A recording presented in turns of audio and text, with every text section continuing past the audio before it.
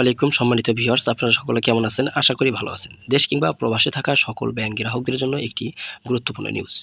গভর্নরের নিয়োগ হঠাৎ বাতিল করে সমালোচনার মুখে সরকার। প্রিয় দর্শক, আপনাদের নতুন গভর্নর কার কেমন লাগে আপনারা অবশ্যই কমেন্টস বক্সে জানিয়ে যাবেন। আর আপনারা যদি আমাদের চ্যানেলটিতে একদম নতুন হয়ে থাকেন তাহলে অবশ্যই চ্যানেলটিতে সাবস্ক্রাইব করে বেল বাটন অন করে রাখবেন। আপনাদের একটি লাইক, কমেন্ট, শেয়ারের মাধ্যমে আমাদেরকে নিত্য নতুন সব নিউজ উপস্থাপন করতে উৎসাহ যোগায়। দেরি না করে ভিডিওটির মূল বার্তায় যাওয়া যাক। বাংলাদেশ ব্যাংকের গভর্নর পদ থেকে আহসান এইচ মনসুরের নিয়োগ বাতিলের আকস্মিক সিদ্ধান্তে হতবাক হয়েছে অর্থনীতিবিদ, ব্যাংকার সহ সংশ্লিষ্টরা। বিষয়টি তীব্র নিন্দা সমালোচনা করেছেন তারা। কেন্দ্রীয় ব্যাংকের একদল কর্মকর্তার বিক্ষোভের মুখে কোনো পূর্ব নোটিশ ছাড়াই যেভাবে গভর্নরের নিয়োগ বাতিল করা হয়েছে তাতে এ সিদ্ধান্ত যথেষ্ট প্রশ্নবিদ্ধ হয়েছে। 2024 সালের আগস্টে আওয়ামী লীগ সরকারের পতনের পর অন্তর্বর্তীকালীন সরকারের আহসান এইচ মনসুর 4 বছরের জন্য গভর্নর পদে নিয়োগ হয়েছিল। নিয়োগ বাতিল প্রসঙ্গে আহসান এইচ মনসুর বলেন, সরকারের পক্ষ থেকে তাকে আগে থেকে কিছু জানানো হয়নি। টেলিভিশন সংবাদে তিনি নতুন গভর্নর নিয়োগের কথা জানতে পারেন এবং পরে অফিস ত্যাগ করেন। অর্থনীতিবিদ ও বিশ্লেষকদের মতে আহসান এইচ মনসুর দায়িত্ব গ্রহণ করেন চরম অর্থনৈতিক চাপের সময়। বৈদেশিক মুদ্রার রিজার্ভ ব্যাপকভাবে কমে যাওয়া, টাকার বিনিময় হার নিয়ে অস্থিরতা এবং আমদানির চাপ শেষমেশ ছিল চরমে।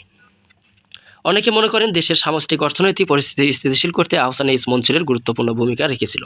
রিজার্ভ পুনরুদ্ধার, বিনিময় হারের দূর এবং দীর্ঘ প্রতীক্ষিত ব্যাংকিং খাত সংস্কার শুরু করেন তিনি। এর মধ্যে তিনি দুর্বল ব্যাংকগুলোকে একীভূত করেন, সুশাসন জোরদার করেন এবং খেলাপি ঋণ মোকাবিলায় অ্যাসেট ম্যানেজমেন্ট কোম্পানি গঠনের উদ্যোগ নেন। বাংলাদেশ ব্যাংকের গভর্নরকে হঠাৎ সরিয়ে দেওয়াকে প্রাতিষ্ঠানিক উদ্বেগের বিষয় বলে উল্লেখ করেছেন পলিসি এক্সচেঞ্জ বাংলাদেশের চেয়ারম্যান সিও মাসরুর রিয়াজ। তিনি বলেন, নির্বাচিত সরকারের গভর্নর পরিবর্তনের ক্ষমতা থাকলেও এর সময় প্রতিক্রিয়া গুরুত্বপূর্ণ। সংকটকালে কেন্দ্রীয় ব্যাংকের জন্য যথেষ্ট দক্ষতা ও কৌশলগত বোঝাপড়া প্রয়োজন। ঢাকা বিশ্ববিদ্যালয়ের অর্থনীতিবিদ বিভাগ অধ্যাপক ডক্টর দিন ইসলাম সামাজিক যোগাযোগ মাধ্যমে লিখেছেন, বাংলাদেশ যেন পেছনের দিকে হাঁটছে।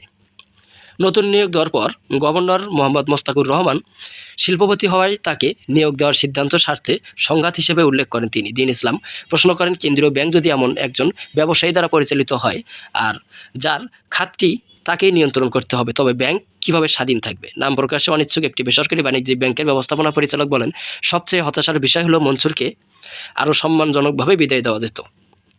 তিনি আরও বলেন, যতক্ষণ না বাংলাদেশ ব্যাংক সংশোধন করে পূর্ণ স্বায়ত্ত শাসন দেওয়া হচ্ছে ততক্ষণ গভর্নরের নিয়োগ অর্থমন্ত্রীর পছন্দের উপরে নির্ভর করবে। আহসান এইচ মনসুরের নিয়োগ বাতিলের পর মোহাম্মদ মোস্তাকুর রহমানকে নতুন গভর্নর হিসেবে নিয়োগ দেন।